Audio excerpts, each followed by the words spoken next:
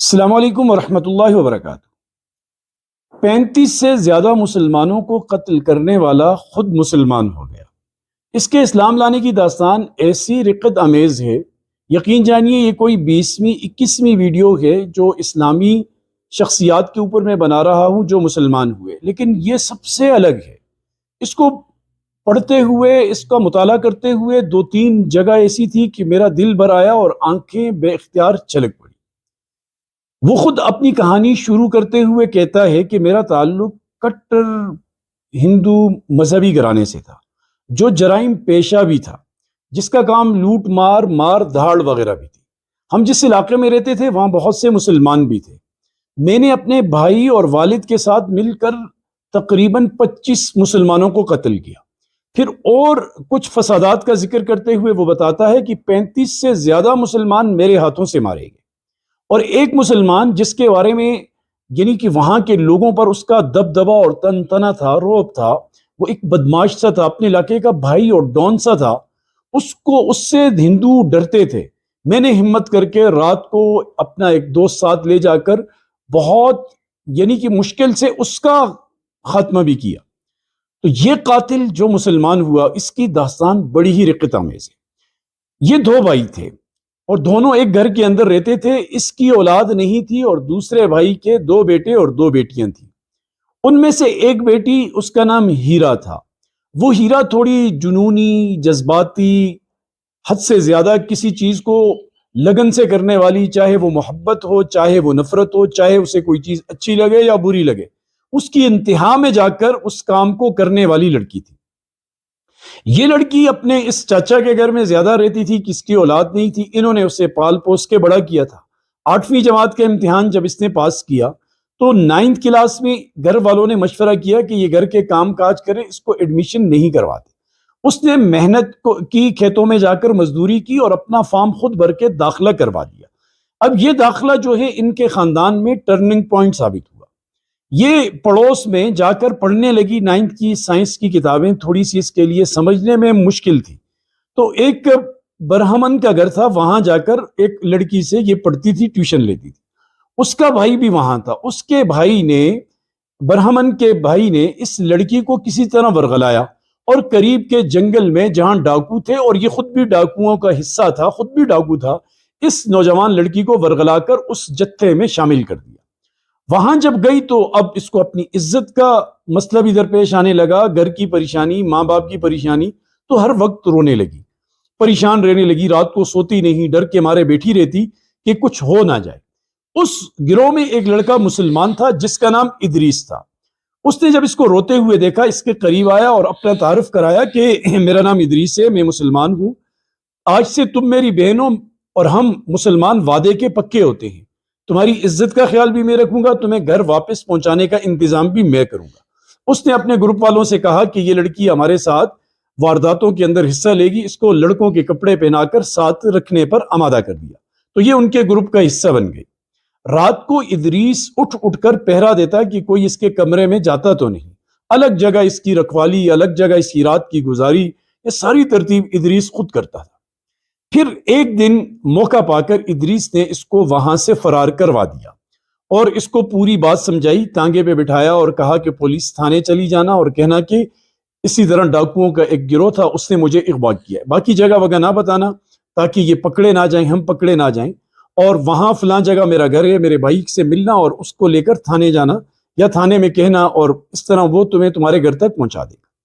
یہ اسی طرح یہ لڑکی گئی تھانے میں، اس کے بھائی سے ملی ادریس کے، اور یوں یہ گرفتار ہوئی۔ آلریڈی پہلے سے وہاں پر پرچہ درج تھا کہ ایک بچی اغوا ہوئی ہے، گم ہوئی ہے، تو یہ اس کے گھر والوں کو اطلاع دی، یہ گھر اس کو لایا گیا، تو گھر میں اس کی 2 کوڑی کی عزت نہیں تھی۔ ہم سب اس کو غصہ کرتے اور ہم سمجھ رہے تھے یہ عزت گنوا کر آئی ہے اور ہم سب کی ناک کٹوا کے آئی۔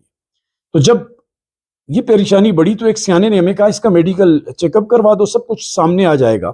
میں اور میرا بھائی اس کو لے کر چیک اپ کرنے کے لیے گئے، اور ہم نے ذہن میں یہ بات آپس میں طے کر لی کہ اگر یہ لڑکی خدا نہ خواستہ عزت اس کی متاثر ہوئی ہو، اس کو گھر نہیں لے کے جائیں گے، مار کر ندی میں پھینک دیں گے۔ تو جب رپورٹ سامنے آئی تو شکر کیا ہم نے کہ رپورٹ صاف تھی، اس کو ہم گھر میں لے آئے۔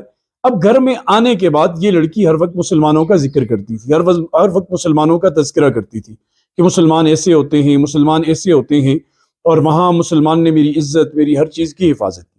اس پر ہم گھر والے بہت مارتے ہیں، ہمیں تو مسلمان یعنی کہ سب سے زیادہ دنیا میں برے لگتے تھے۔ ہمارا گھر مسلم دشمنی میں مشہور تھا، اور ہماری گٹی کے اندر مسلم دشمنی گویا کہ پلائی گئی تھی، جو بھی آتا وہ اس کو مارتا۔ گھر والے سخت، لیکن یہ اپنی لگن میں لگی رہی، اور مسلمانوں کے گھر اس نے آنا جانا شروع کر دیا، مسلمانوں کا لٹریچر پڑھنا شروع کیا، وہاں سے قرآن پاک کا ترجمہ لیا، اس کو پڑھنا شروع کیا۔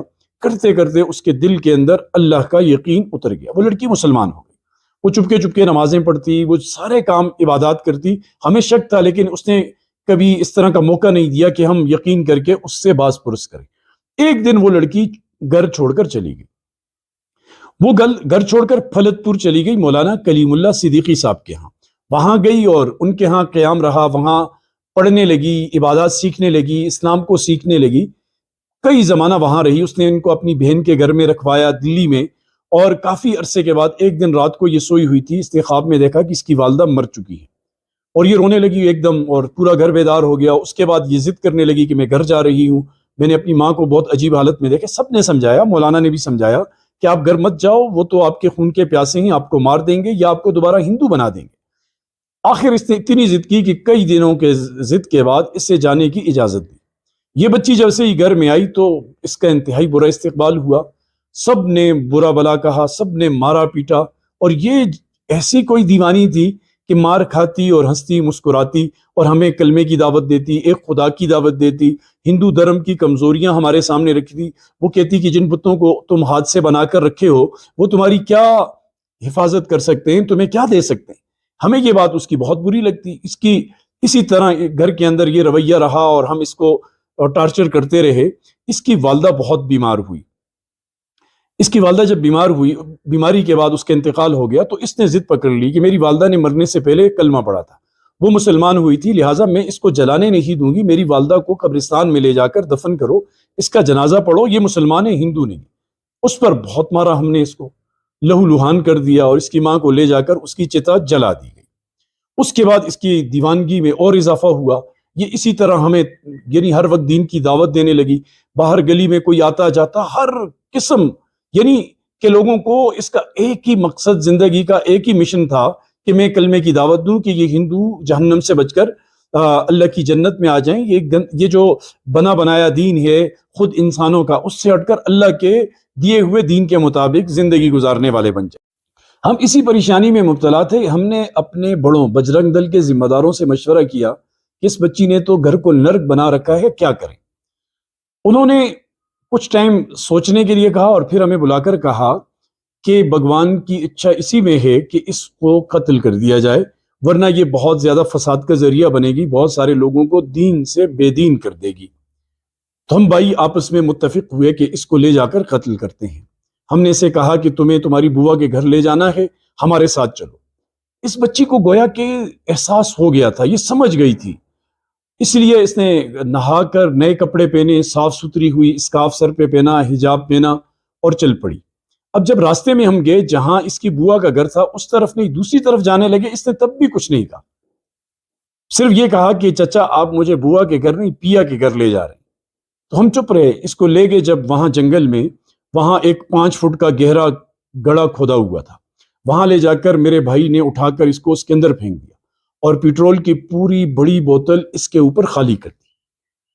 اس کے بعد جیسے ہی پیٹرول پورے کپڑوں میں لگا اور آگ کی ماچس جلا کر اس کے اوپر آگ پھینکی گئی، تو وہ کپڑوں نے آگ لی، اس کے جسم کو آگ لگی، ہم دیکھتے رہے، اور وہ آوازیں دیتی رہی کہ چچا، ابو، یعنی چچا، پتا، کلمہ پڑھ لو، اللہ پاک کو مان لو، یہ دنیا عارضی ہے، میں تم سے منت کرتی ہوں۔ یہ نہیں کہا مجھے بچاؤ، مجھے کچھ نہیں، اپنی بچانے کے لیے کچھ نہیں کہا، یہ آوازیں کہنے لگی۔ ہم تنگ آ کر وہاں سے ہٹ گئے، جیسے جیسے ہم ہٹتے جاتے تھے پیچھے سے کلمے کی بلند آواز آتی تھی، لا الہ الا اللہ، لا الہ الا اللہ، یوں پڑھتے پڑھتے وہ دم توڑ گئی کلمہ پڑھتے پڑھتے۔ اب جب ہم گھر آئے واپس تو گھر کا ماحول ہی بدل گیا، پورا گھر جو ہے وہ ایسا لگ رہا تھا جیسے سب مجرم، سب قاتل ہیں، کوئی ایک دوسرے سے بات نہ کرتا، کوئی ایک دوسرے کے ساتھ بیٹھتا نہیں۔ میرے بھائی جن کی بیٹی تھی وہ کچھ دنوں کے بعد بیمار لینے لگے، بہت شدید بیمار ہوئے۔ مجھے بھائی نے بلایا ایک دن اور کہا کہ مجھے لگتا ہے کہ میری بیٹی کا دھرم ٹھیک تھا، ہم غلط طریقے پہ ہیں، لہٰذا کسی مولانا کو دیکھو میں مرنے سے پہلے اپنی بیٹی والے مذہب کے اندر داخل ہونا چاہتا ہوں۔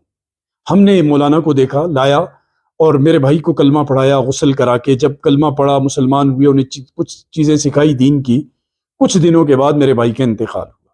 اب پریشانی یہ تھی، یہ تو مر گئے، اب ہندو اس کو زندہ جلائیں گے، اس کی چتا کو جلائیں گے، اور یہ مسلمان اس کی تدفین کرنی چاہیے۔ میں نے محلے والوں کو کہا کہ ان کا انتقال نہیں ہوا، ابھی آخری سانسیں باقی ہیں، میں ان کو دلی لے جاتا ہوں، وہاں ان کا علاج کروانا چاہتا ہوں۔ یوں گاڑی میں رکھ کر اس کو میں لے گیا، وہاں آ کر مسلمانوں کو ڈھونڈا اور انہیں کہا کہ تمہارا ایک مسلمان بھائی ہمارے پاس ہے، مر چکا ہے، اس کا جنازہ اور تدفین ان مسلمان بھائیوں نے اسے کی۔